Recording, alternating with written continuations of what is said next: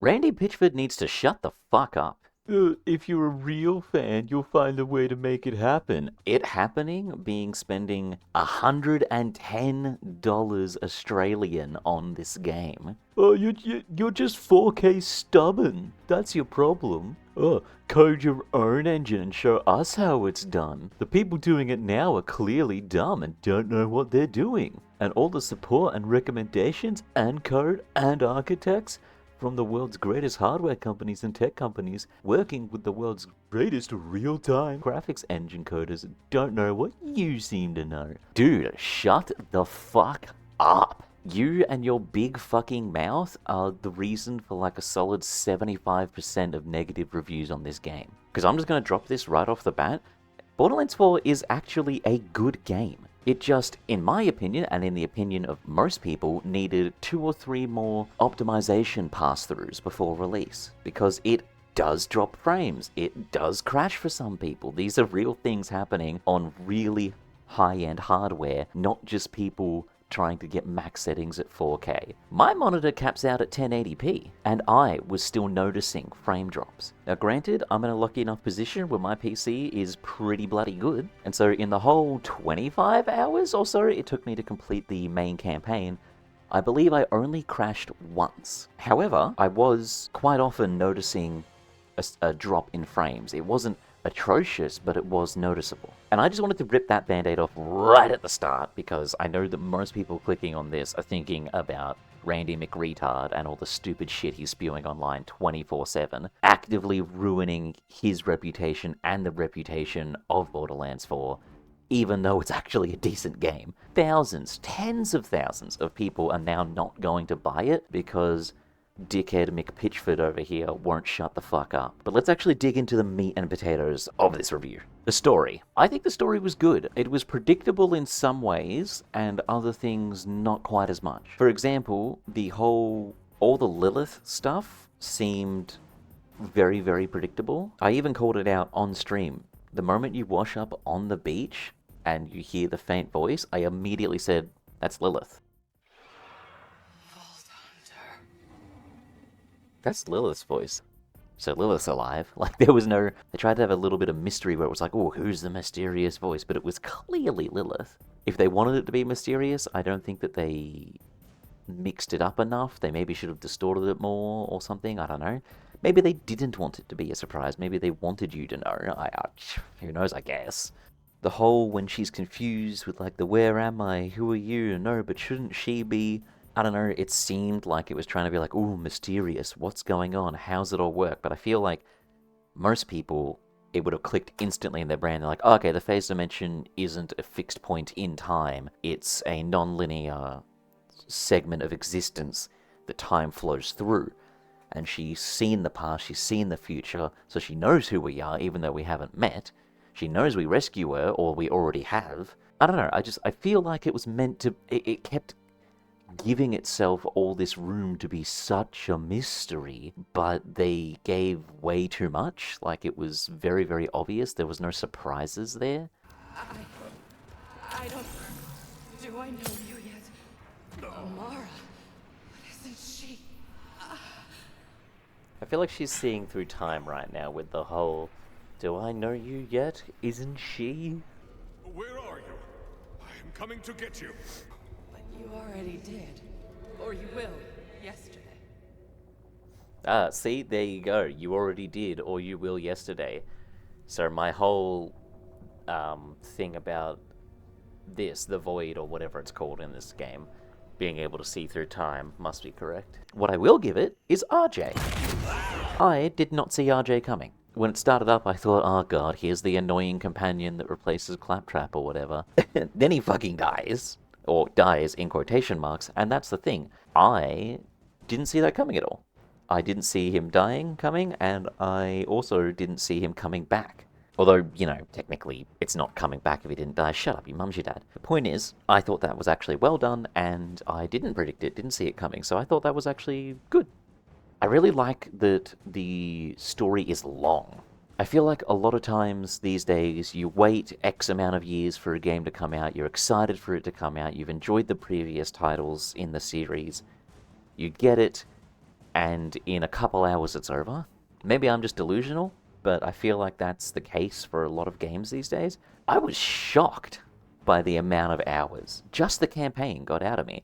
I barely side quested. I did like 2 hours of side questing off stream just to get my level up a little bit, because I had gotten to the point in the campaign where the enemies were such a high level above me, I couldn't out damage their natural healing.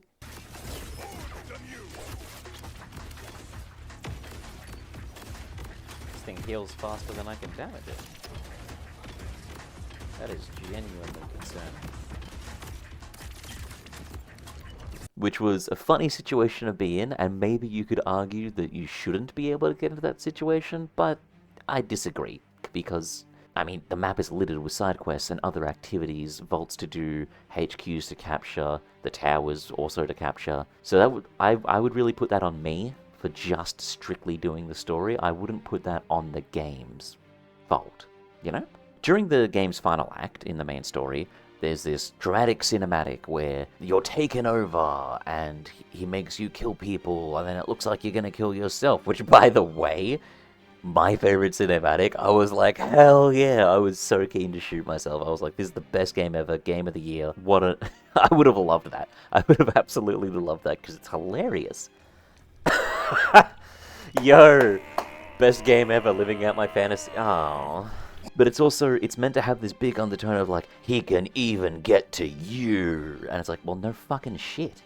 Of course he can get to me. The very first thing he did was stick the bloody brain control thing in me neck at the start of the game. I feel like that takes so much wind out of the sails of that moment. It's like, I've spent the last 20 hours knowing for a fact that this is in my brain, and yeah, the echo's blocking it somehow or whatever, but like, that's just a line of code. If the dude can work out how to enslave people with a little frickin' accessory on the back of the neck, there's no shot that's going to actually stop him. So if you're someone that wanted to take it really seriously, I feel like that would take a lot of stamina out of that moment.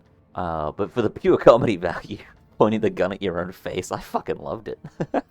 I enjoyed the fact that they were really able to tell their own story while still including some characters already established in the series.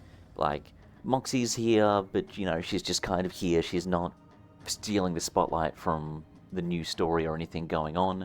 You just, you know, you make a Borderlands game, you gotta have Moxie, you know, for reasons. 2 reasons. 2 huge reasons. Zane is here as well. I suspect because he was most people's favorite from Borderlands 3. I didn't finish Borderlands 3. I couldn't deal with the fucking Twitch streamer-esque villains. It was so cringe. I just couldn't deal with it. But from everyone I talked to who did play Borderlands 3, Zane seems to be everyone's favorite, and I suspect that that's why they chose him. And, you know, fair enough. I enjoyed Zane's arc of just alcoholic dickhead to like, oh, maybe there's hope. Maybe we can get the band together. Maybe we can actually save this place and its people. I thought that was fairly well done. Bit simple, but I mean, it's Borderlands. It doesn't have to be that complicated. So I think it was well done. Amara from Borderlands 3, also in this, I think makes sense. As I understand it, she's like one of the only sirens left. It's like her and Lilith. Everyone's fucking dead, I think, from Borderlands 3. Again, didn't finish it, not gonna finish it. She had some great scenes. This is one of my favorites. Nice try. Hey Amara, by the way, look out on your left. I quite liked a lot of the cinematics as well. This one, where we're fighting RJ, as cool as it was, I really enjoyed watching the fight between them two. It was also really silly that Zane's just kind of standing there the whole time. I really feel like he had infinitely more opportunity to make his shot. But aside from that, it was quite a good cutscene.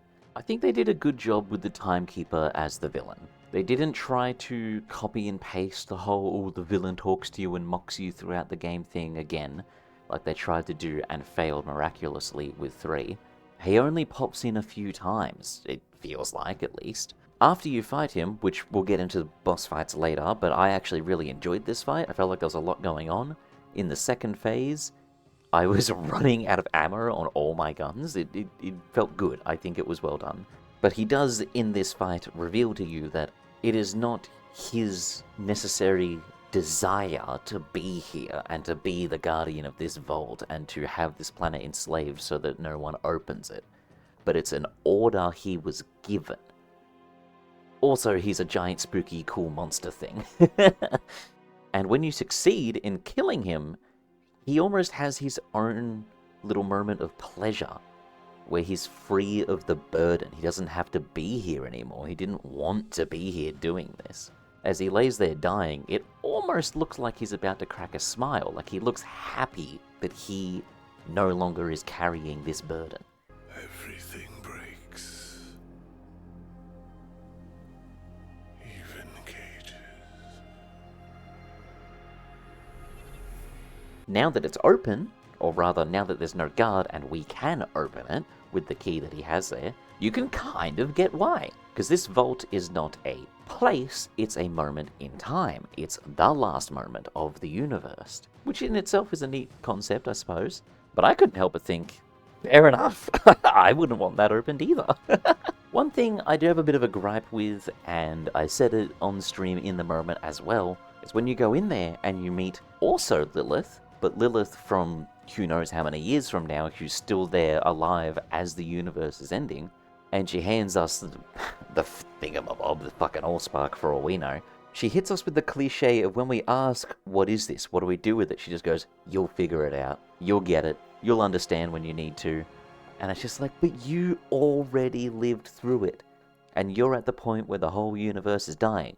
So maybe it might be a good idea for you to tell us what the fuck it is, how to use it, and how we may potentially prevent the end of the universe, or at the very least, survive it. I don't know, I just hate that shit. I hate that shit where this person has all the answers, all the knowledge they could give us to prevent horrible futures, or to save people, to do things differently, give us a chance to potentially undo some horrors that have happened in her future, and instead just being like, you figure it out. I'm not gonna tell you shit. Fuck you. I don't know. It bothers me. I don't like that. Now let's talk boss fights for a second here. For some reason, and I'd like you to let me know in the comments if this was you as well, or if I'm just dumb, I don't know. But getting to the boss was always infinitely harder than killing the boss. I had times where it took me a whole hour and a half of grinding my face against the brick wall of just a room full of badass enemies, 4 levels higher than me for no apparent reason. And then when I finally got through it and I got to the boss room, like, oh man, this is gonna be tough, they'd kind of just fall over. Not in like a totally unenjoyable way. I still enjoyed the boss fights, I enjoy the mechanics of the fight, I enjoy the way you have to move around the arena and the things you have to do, but a lot of times I was just like, why is this easy?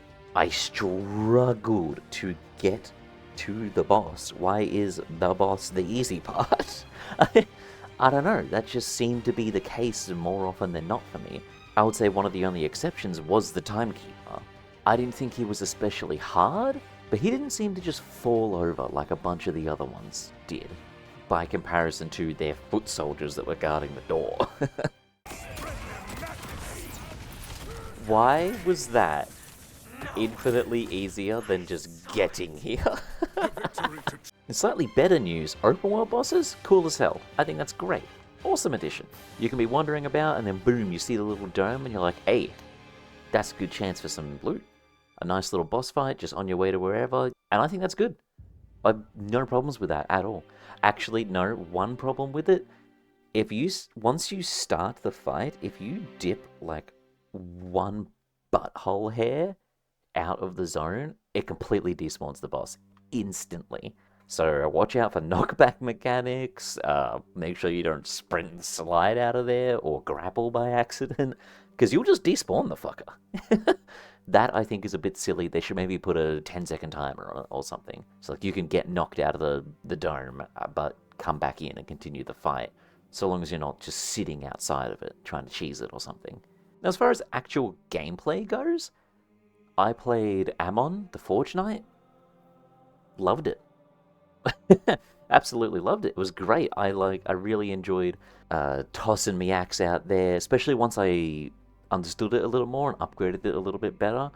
And I had the large AoE lightning explosion that would then sit there for a few seconds after the initial detonation. I enjoyed having the dual axes that would fly off and attack things. I had also used the sword that spawns when you use the regular action as well. So I would have 3 flying melee projectiles that would track enemies, and I built into maxing out the health, speed, and damage of them. And I think it was great. I haven't really played the other characters yet. I, believe it or not, do have a life. So I can only speak for Ammon and his gameplay, but it was really good. I really enjoyed how it felt. It felt like a Borderlands. It felt good. I think gameplay wise it was good. My only problem goes back to the start of the video with the whole thing of just sometimes you would notice like this isn't at 120 FPS right now. This is faltering. This is dropping. May even be like bouncing between 50 and 60 at some points. I'm personally not a giant fan of having to capture HQs and towers and the like across the map to unlock more fast travels. You do get the occasional fast travel just naturally, but I don't know, to me I preferred the old Borderlands style. You go a place, you unlock the fast travel. To me it felt like it caused a lot of wasted time having to travel really far back and forth places sometimes, but I don't know, that may be just a personal thing. Some people might really like it, I just don't. Obviously, being a Borderlands game, once you finish the main story, there's Ultimate Vault Hunter mode to go unlock. This time around, you do that through challenges rather than just playing the game again. That appeals a little more to me. I'm not sure how other people feel about it, but I think I prefer that, especially considering it's like a 25-hour campaign, at least the first time you're going through, and you're learning and you're not sure where to go next. Seems like a positive change to me. There are super special vending machines to go to. There are Moxie vending machines that take Iridium that let you replay boss fights to farm loot. There are these other vending machines that sell legendaries. I haven't dived super far into that yet, but it mostly seems positive so far. So brass tacks, arse facts. How is the game? How would I rate it? Would I recommend it? As I said at the start, I do believe it's a good game. I do think that it's a game worth playing. It's if you are a fan of Borderlands or if you've been considering playing a Borderlands, I wouldn't recommend that you buy it right now. If you're not someone that has the spare $110 dues, I wouldn't recommend it. But I would say, scoop it when it's on sale, which we're coming towards the end of the year. There's going to be Steam sales pretty bloody soon. But the most important factor is that there's no gambling machines, there's no pokies, what am I supposed to do with my pension, what am I supposed to do on a Tuesday night, pay night, terrible game, awful game, don't buy it, 0 out of 10, add the pokies, Randy, you fucking dipshit. That might be too aggressive. I might have to change that.